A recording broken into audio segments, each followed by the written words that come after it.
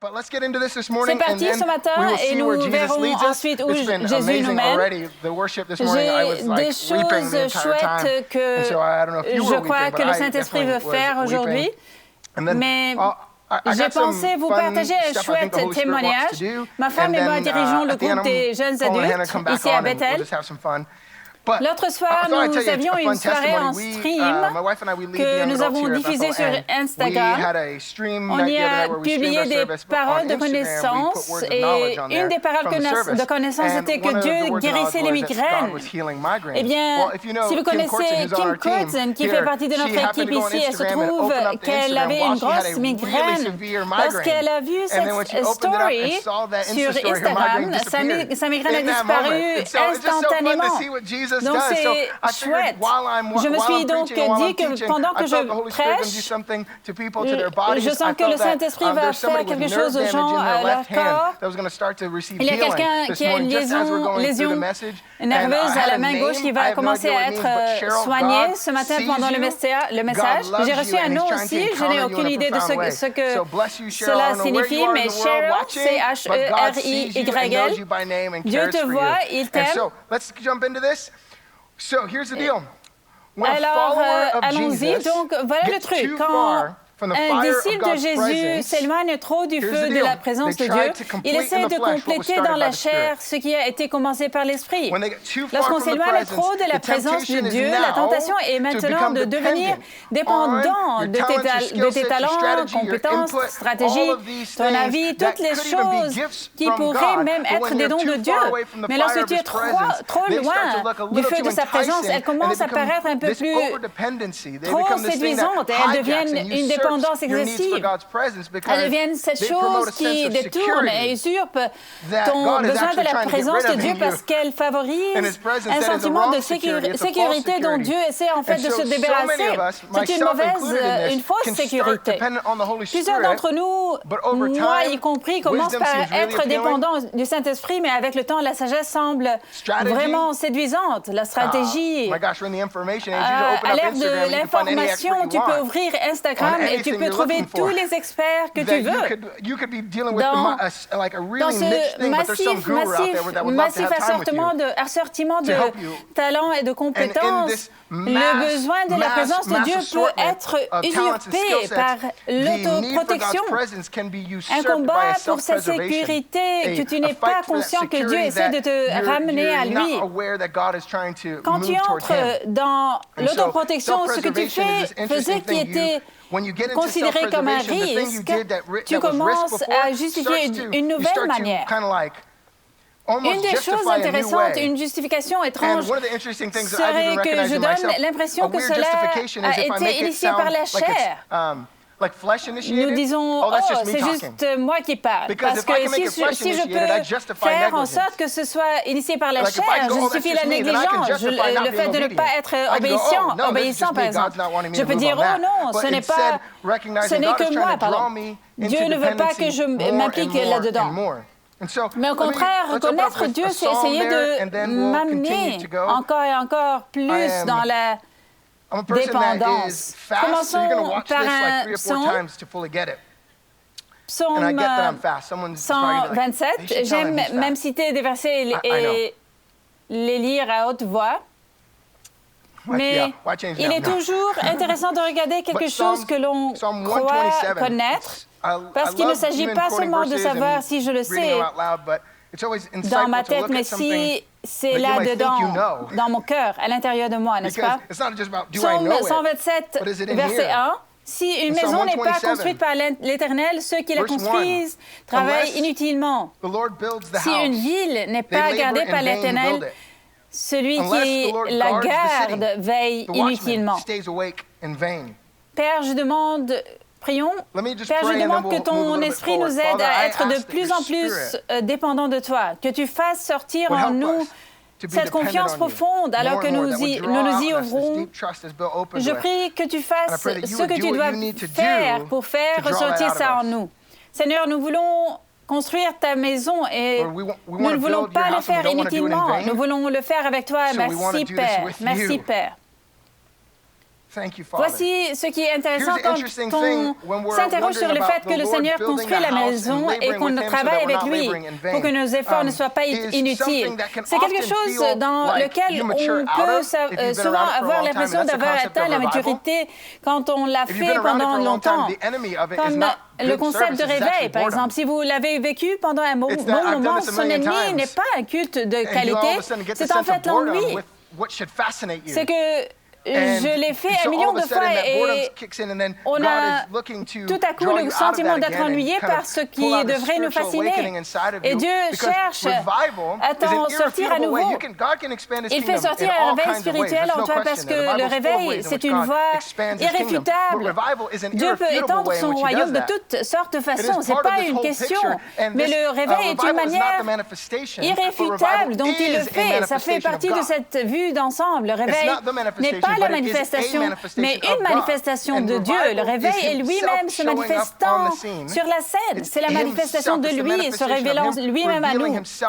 Pourquoi est-ce crucial quand on s'engage dans ce cheminement où on dit « Très bien, nous travaillons inutilement si Dieu ne construit pas la maison. » Une réorientation vers sa présence est nécessaire et le réveil nous réoriente à sa présence. Le réveil est quelque chose où on ne dit pas, d'accord, ça s'est fait, maintenant on va de l'avant. Non, c'est une partie essentielle de ce que Dieu fait dans le monde pour renouveler toutes choses. Ce n'est pas quelque chose où on se dit, c'était la saison des années 90 ou début des années 2000. Non, ça fait partie de qui on est et de ce que Dieu fait sur la terre. Il y a une réflexion intéressante concernant l'abus de la grâce. Lorsque l'abus de la grâce est présent, la crainte du Seigneur est absente. Le réveil remet la crainte du Seigneur en plein centre de notre être.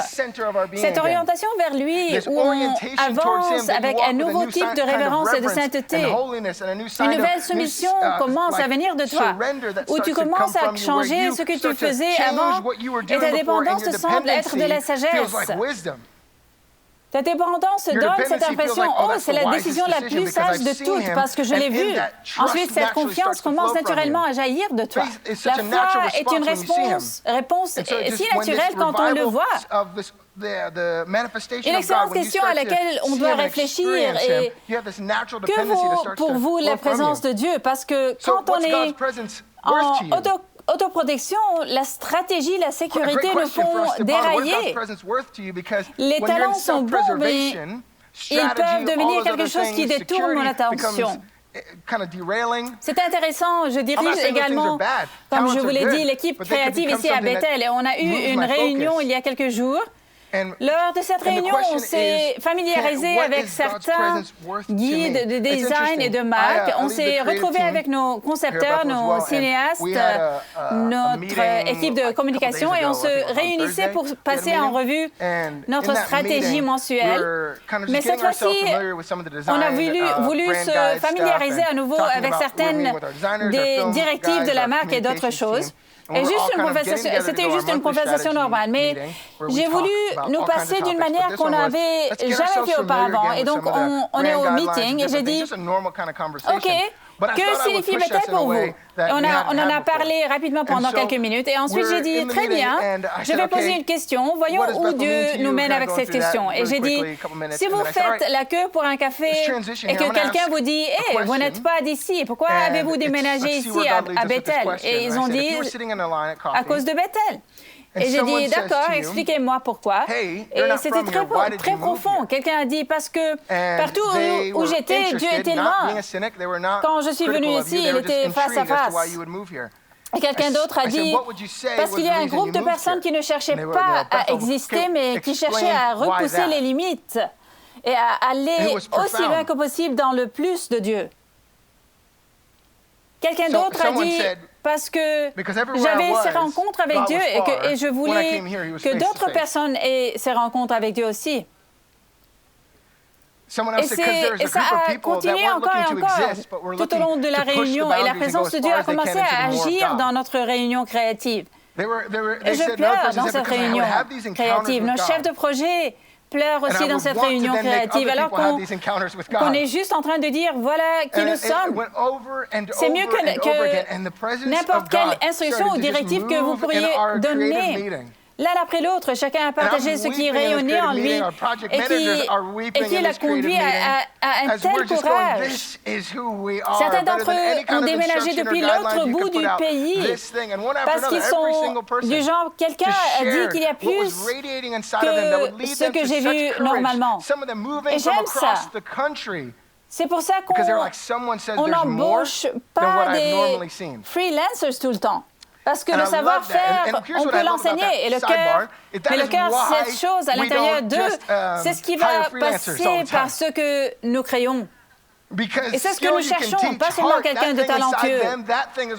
On considère si, OK, est-ce que vous avez ça en vous, ce désir? Avez-vous ce penchant pour la présence de Dieu qui vous attire dans une telle mesure de risque et de sacrifice? Comme Moïse dans Exode 33, si ta présence ne nous accompagne pas, je ne vais pas faire ce truc. J'ai entendu quelqu'un dire ceci une fois. Le diable peut citer beaucoup de choses. Il ne peut tout simplement pas les vivre. Parfois, je regarde cela et je reconnais l'importance de le verser encore et encore dans mon cœur. Ces derniers mois, je me suis assis sur deux sujets, le royaume de Dieu et le réveil. Il y a cette dynamique des deux ensemble, parce que COVID-19 est une année d'élection en plus. Les gens ont perdu leur passion de bien des façons. Ils se sont retrouvés fatigués de se rencontrer en ligne, par exemple. Ils sont fatigués quand ils vont sur Instagram et on les pousse à prendre une décision quelconque et sur la façon dont ils voient quelque chose. Je pense, OK, et si vous commenciez à prendre position pour la présence de Dieu? À quoi cela ressemble-t-il de dire que le royaume est disponible dès maintenant pour chaque personne? Que signifie-t-il pour la maladie? Que signifie-t-il pour l'étranger? Que signifie-t-il pour celui qui est lié? Qu'est-ce que cela signifie pour celui qui est marginalisé? Toutes ces choses reposent dans le royaume de Dieu et non dans la stratégie de l'homme. Si je veux me préparer à tout ce qui m'attend, je dois vivre en ayant faim pour plus de la présence de Dieu. Vous ne devriez pas avoir un feu qui s'estompe. Nous savons que d'autres choses peuvent devenir plus importantes que la poursuite de sa présence. Dieu est partout et je comprends. Je suis sûre qu'il fait du kayak avec vous. Tout cela est incroyable. Mais il y a quelque chose quand je dis que je fais intentionnellement pour une poursuite pour dire je veux plus de Dieu à tout prix. C'est différent que de simplement abonder en Dieu et de trouver Dieu en toutes choses. Il y a une différence entre la faim avec laquelle je vis et je guide ma vie. C'est la faim qui dit que tout d'un coup, vous êtes dans la voiture et que la présence de Dieu vous tombe dessus dans la voiture et que vous n'allez pas à votre prochaine réunion tout de suite. Vous vous asseyez dans la présence de Dieu. Et vous le laissez vous submerger parce que, pour une raison quelconque, il a dit, c'est un moment où vous devez enlever vos chaussures et vous en asseoir.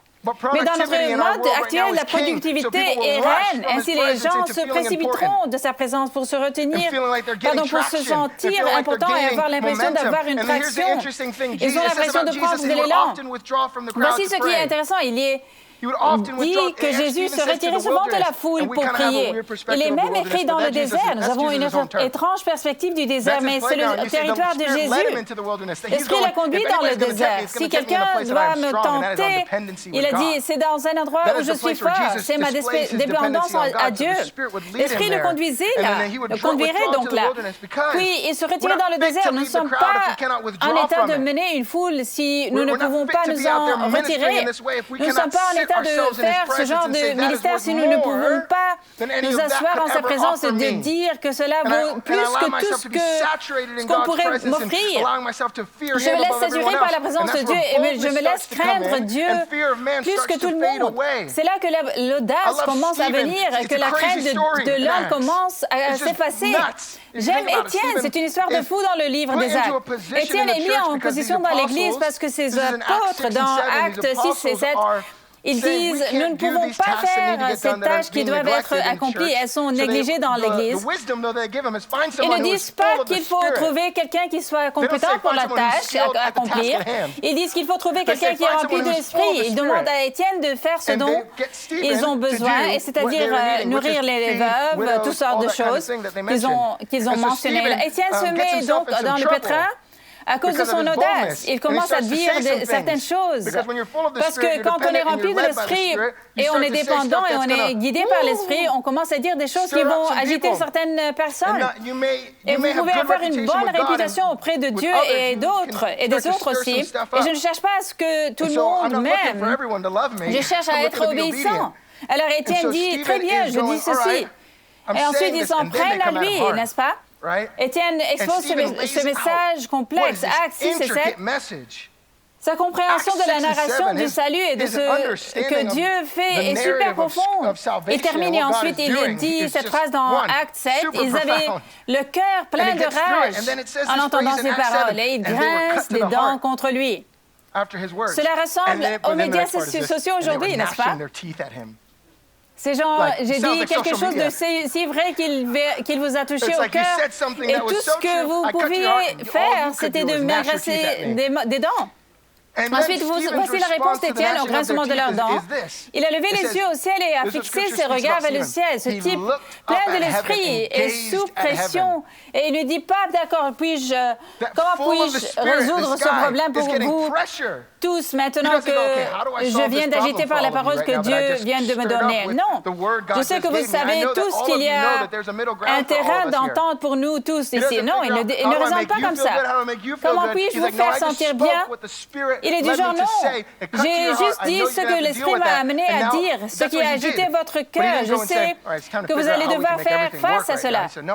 Mais il n'est pas allé dire, d'accord, il est temps que nous trouvions comment nous pouvons tout faire fonctionner maintenant. Il a dit non, je vais fixer mon regard vers le ciel. Et puis finalement, sa vie est prise et cela envoie l'Église dans une direction folle après cela. Ce truc de se dire, si nous ne sommes pas un peuple de sa présence, à quoi serons-nous réduits? Nous serons réduits à nos talents, à nos programmes, en disant très bien, nous pouvons trouver un grand programme pour apporter la délivrance et la liberté.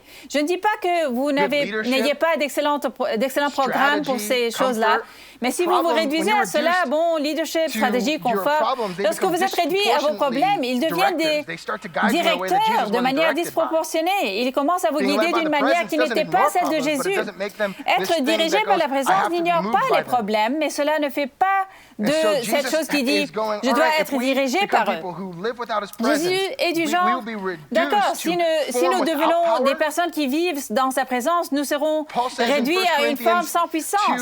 Paul dit dans 1 Corinthiens 2, il parle qu'il n'est pas venu avec des discours persuasifs ou de la sagesse humaine, mais avec une démonstration d'esprit et de puissance. Mais voilà le truc que j'aime. Il dit afin que votre foi soit fondée sur Dieu et non sur les hommes.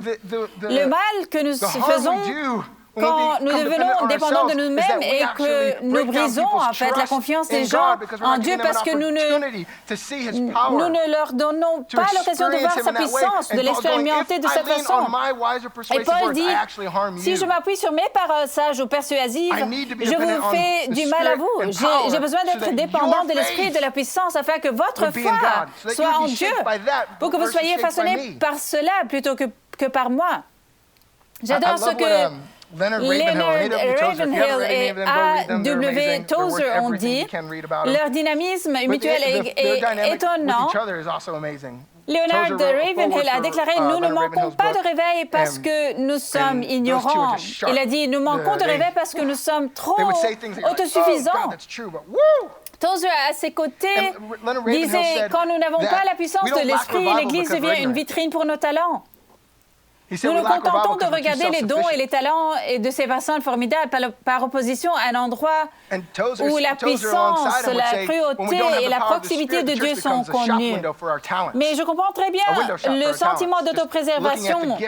Je comprends, surtout en tant que leader, que lorsque vous dirigez des gens, vous voulez faire toutes sortes de choses qui les feront se sentir bien et renforceront votre propre sens de la valeur. En tant que leader, Il est vraiment facile de produire quelque chose de si bien que tout le monde dira à la fin, c'était vraiment bien. Nous sommes dans le domaine du ministère des jeunes adultes, ma femme et moi, et vous savez, vous pouvez voir toutes ces choses tentantes et cool à faire tout le temps. Mais nous reconnaissons bien combien nous avons besoin de nous demander très bien comment restons-nous dépendants de l'Esprit Saint? Comment vivons-nous l'excellence, mais pas l'excellence au prix de sa présence? À quoi ressemble-t-il cela? Comment nous débattons-nous avec cela? Je comprends donc le confort qui en découlerait. Nous avons même parlé de notre budget, gérer notre propre budget en disant que nous ne sauterons pas sur quelque chose de tout de suite tant que Dieu ne nous dira pas de changer. Il nous a dit d'être dépendants de cette façon. Restons dépendants de cette façon. Mais ça fait vraiment du bien de penser au nombre d'escarmouches que je pourrais créer. Ça fait vraiment du bien de se dire, je pourrais probablement faire ça et résoudre cela. Et tout de suite, l'inquiétude me conduit à cette responsabilité contre la confiance étant le choix responsable. Cette inquiétude me pousse à dire, d'accord, je pourrais faire ça et ça.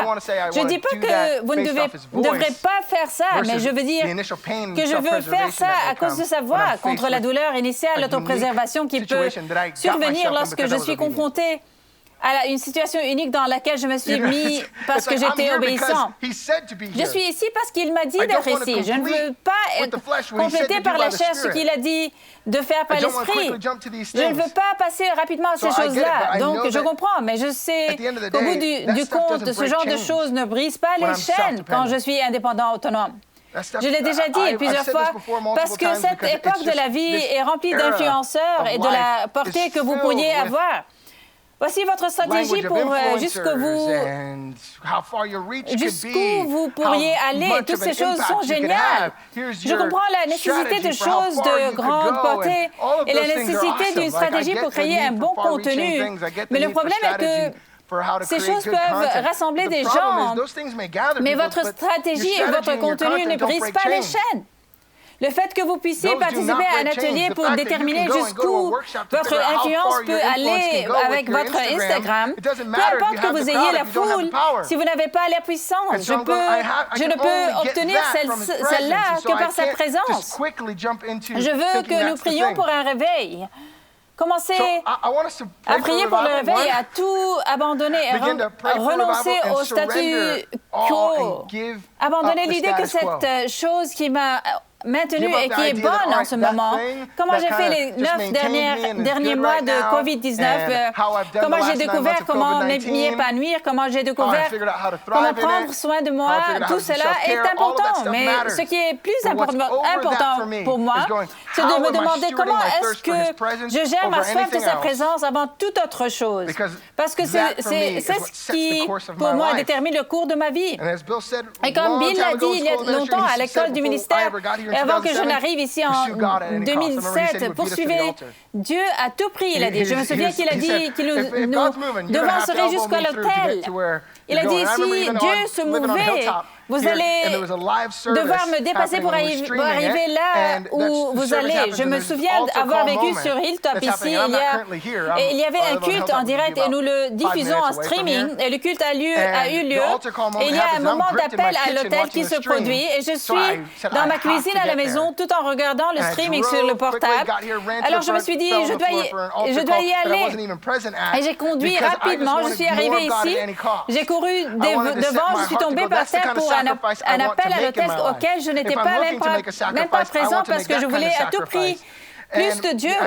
Je voulais dresser mon cœur à dire, c'est le genre de sacrifice que je veux faire dans ma vie. Si je cherche à faire un sacrifice, je veux faire ce genre de sacrifice.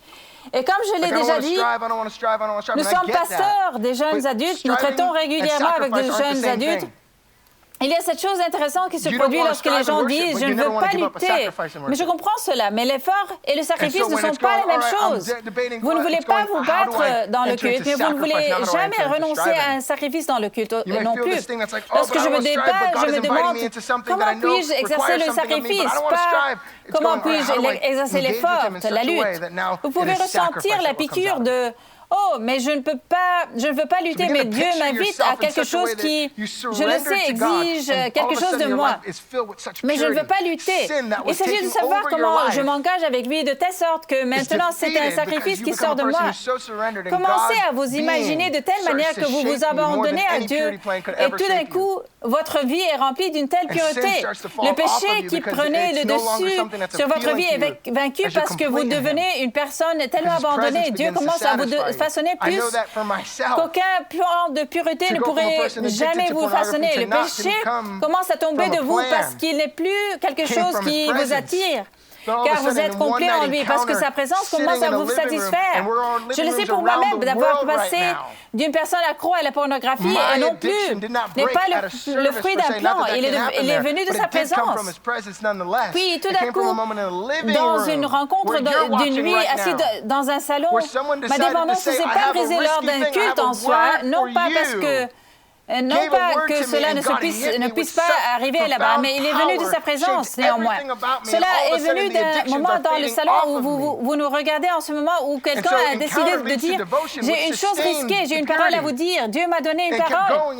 Et Dieu m'a frappé avec une puissance si profonde. Il a façonné tout ce qui me concerne. » Et les addictions s'estompent. Ainsi, la rencontre conduit à une dévotion qui a soutenu la pureté, à continuer. Ainsi, lorsque nous cherchons une percée, nous ne pouvons pas la trouver en dehors de sa présence. Jésus a dit, viens à moi. Puis vous commencez à vous imaginer marcher dans un tel amour. Il devient même logique d'aimer ses ennemis. Vous dites, genre, quoi? Je ressens cette envie de te pardonner. Je ressens cette chose qui dit que je vais faire quelque chose en toi et je te pardonne. Regarde ce qui t'arrive alors que je te pardonne. L'amour commence à saturer ton être. Tu commences à marcher avec puissance et tout d'un coup, tu réalises que tu n'es pas seulement une victime de ce qui se passe dans le monde. En connaissant ton identité, tu vis avec une telle puissance que lorsqu'une situation se présente à toi, tu dis, attendez une seconde, j'ai en fait la capacité de m'engager dans cette affaire de telle façon parce que j'ai le pouvoir et l'autorité de faire ceci. Vous commencez à changer votre façon de vivre votre vie.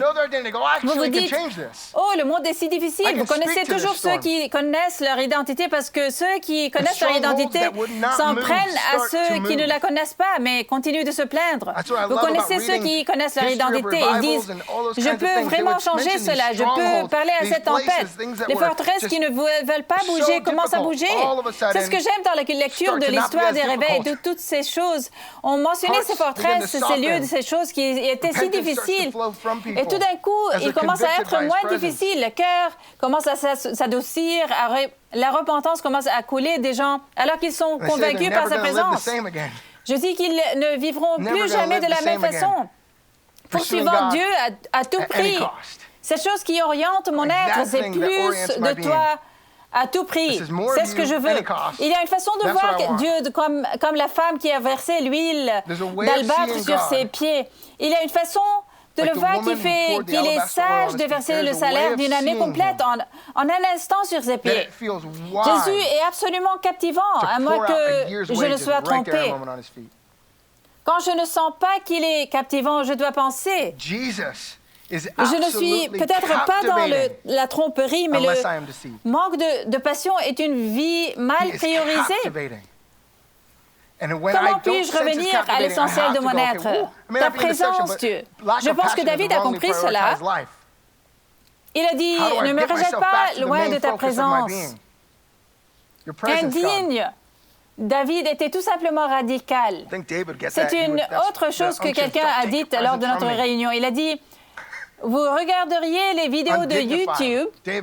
La musique était excellente, ça sonnait bien, mais ils étaient fous. Il est du genre, je regarderais la vidéo YouTube. J'ai observé une telle liberté, je regardais les gens être tellement abandonnés à Dieu. Ils ne se souciaient pas de ce que les autres pensaient d'eux. Ils ont juste été complètement abandonnés et c'était encore assez long.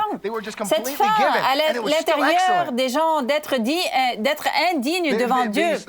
Mais ensuite, l'instinct de conservation s'installe, n'est-ce pas? C'est ce truc à l'intérieur qui dit, mec, je vais être tellement fou, exotique. Et tu es du genre, wouhou! Dieu veut agir à travers tout ton être, comme l'a dit David. J'ai cherché ton visage de tout mon cœur, Dieu. Je suis le premier à m'inscrire pour danser et bouger partout. Cela donc semble différent pour chacun d'entre nous. Je ne dis pas que vous devez faire ce que vous avez vu sur YouTube. Je dis que ce que vous devez faire, c'est vous rendre, quoi que cela ressemble pour vous, pour te connecter à sa présence, le poursuivre à tout prix. Nous devons être des personnes de sa présence.